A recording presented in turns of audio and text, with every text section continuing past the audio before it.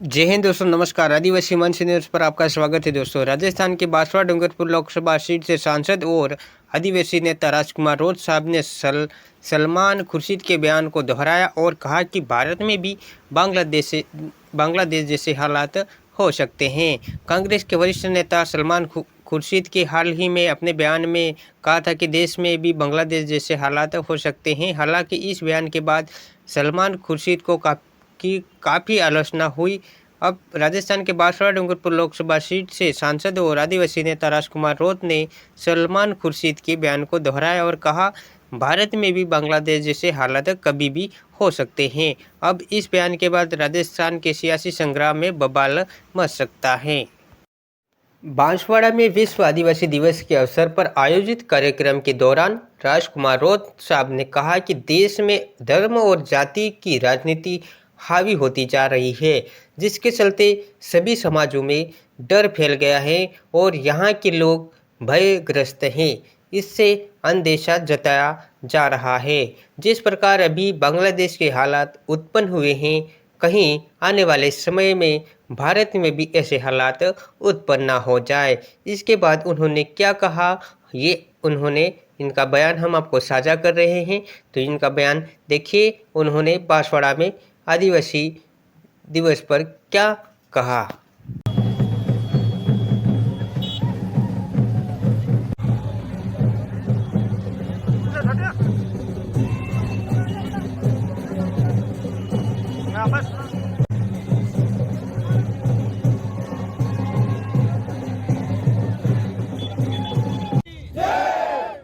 सबको विश्व आदिवासी दिवस के खूब खूब शुभकामनाएं। आज पूरे देश के अंदर विश्व आदिवासी दिवस हर्ष उल्लास से मनाया जा रहा है। ये हमारे लिए एक बहुत बड़ा त्योहार है।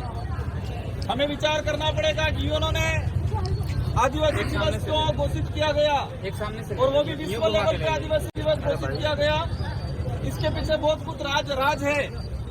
आदिवासी समाज की कल्चर, अपनी परंपरा, अपनी धार्मिक पूजा पद्धति कहीं न कहीं दूसरे धर्मों में, दूसरे इलाकों में कन्वर्ट हो रही थी। इसीलिए उसका संरक्षण के लिए आदिवासी के हक अधिकार को लेके और आदिवासी समाज के साथ जो जल जंगल जमीन को लेके हर हमेशा अत्याचार होता है, इन सारी चीजों के संरक्षण को लेके विश्व लेवल पे यूएनओ ने 1994 के अंदर विश्व आदिवासी दिवस घोषित किया गया है और उसी के उपलक्ष्य में आज हम यहाँ मना रहे हैं। बासिया सरपोटा की धरती पे ये बासिया सरपोटा जिन्होंने ये बांसवाड़ा बसाया था, ये हमारे लिए राजा है, ये हमारे लिए एक प्रेरणादायक है।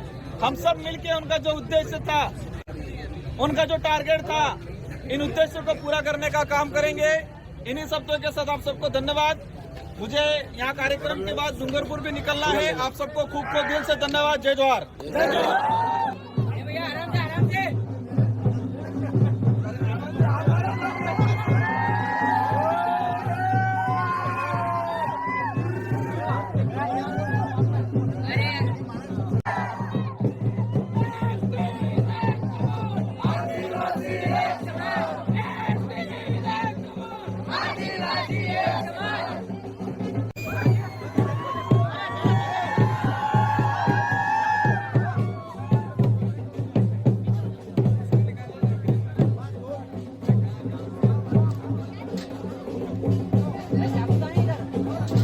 समाज को यही संदेश है कि हमें हमारे इतिहास को समझना पड़ेगा, हमारे पूर्वजों के बलिदान को, उनके त्याग को, उनके संघर्ष को समझने पड़ेगा। आज विश्व आदिवासी दिवस मनाया जा रहा है। 1994 के अंदर यूएनओ द्वारा विश्व आदिवासी दिवस घोषित किया गया और आज 2024 के अंदर हम विश्व आदिवासी दिवस मना रहे हैं। हमें उस इतिहास में जाते हैं कि विश्व आदिवासी दिवस क्यों घोषित किया गया 1994 में। यूएनओ ने, विश्व के सारे देशों ने मिलकर विचार किया कि जो प्रकृति के बीच में, कुदरत के बीच में, जल जंगल जमीन के बीच में अगर रह रहा है, आदिवासी समुदाय रह रहा है और प्रकृति का भी कहीं न कहीं दोहन हो रहा है विकास के नाम पे, साथ साथ आदिवासियों का विस्थापन हो रहा है, तो यूएनओ ने चिंता जाहिर की कि इस विश्व को बचाना है, मानव जीवन को बचाना है, तो आदिवासियों को सुरक्षित रखना पड़ेगा। आदिवासी सुरक्षित रहेगा तो ही जल जंगल जमीन बचेगा और जल जंगल जमीन बचेगा तो शुद्ध पानी, शुद्ध वातावरण रहेगा, शुद्ध ऑक्सीजन मिलेगी। इसी कारण से यूएनओ ने विश्व आदिवासी दिवस घोषित किया गया था। लेकिन दुर्भाग्य की बात है कि भारत के अंदर किसी की भी सरकार रही हो, आज तक उसको राजकीय अवकाश घोषित नहीं किया था। इस संगठन की मेहरबानी है कि हमने 2016 से लेकर 17 तक संघर्ष किया और 2018 के अंदर वसुंधरा गवर्नमेंट थी, हमने मजबूर किया उस गवर्नमेंट को कि विश्व आदिवासी दिवस यूएनओ ने घोषित किया, आपको उसको मनाने में, उसको राजकीय अवकाश घोषित करने में क्या दिक्कत है। 2018 के अंदर वसुंधरा गवर्नमेंट ने इसको ऐच्छिक अवकाश घोषित किया और मुझे खुशी है इस बात की कि मैं 2018 में विधायक बन के गया और 2018 में विधायक बन के गया। 2019 में अशोक गहलोत की सरकार थी, हमने शर्त रखी क्या विश्व आदिवासी दिवस को राजकीय अवकाश घोषित किया जाए राजस्थान के अंदर, और 2019 के अंदर राजकीय अवकाश घोषित हुआ और आज पूरे देश के अन्य राज्यों में भी विश्व आदिवासी दिवस का राजकीय अवकाश घोषित किया जा रहा है।